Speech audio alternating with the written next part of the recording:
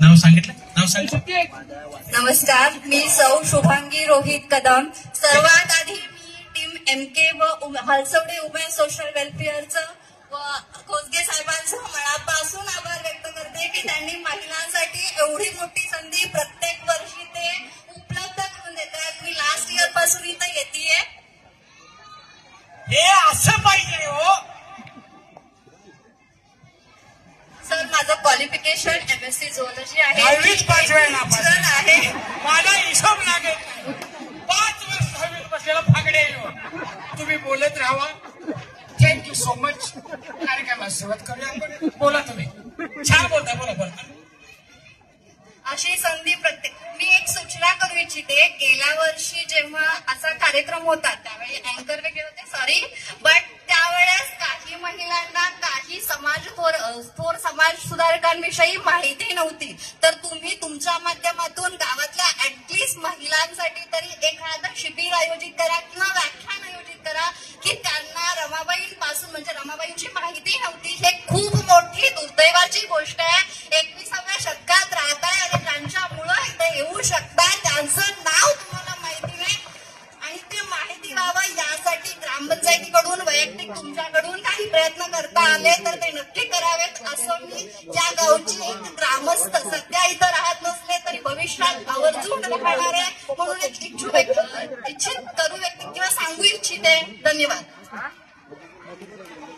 Sir, मी इचलकरंजीहून या कार्यक्रमासाठी माझं 5चं शेवटचं लेक्चर करून आली आहे. त्यासाठी माझ्या मिस्टरांचे आभार व्यक्त करते की ते माझ्यासाठी आले तिकडे. तुम्ही शिक्षक आहे सर. जीव जाईल माझा बोलणं. जीव जाईल आणि 1000 मा पोरं 5 म्हटल्याची बचत नाही पाहिजे. नाही रे बाबा. चालू मी त्याला बघितलं वाटलं असं नाव सांगतो दानकाच हो. पण त्याने खरंच पवन दादांना आणि सगळ्यांना टीमला त्याने एक चांगला मेसेज दिलाय की असेही कार्यक्रम राबवा आणि राबवतील. फक्त असा बी कार्यक्रम असावा यावर मी 200 रुपये. माझं दुकान बंद करू नका. एक बायको हाय की हो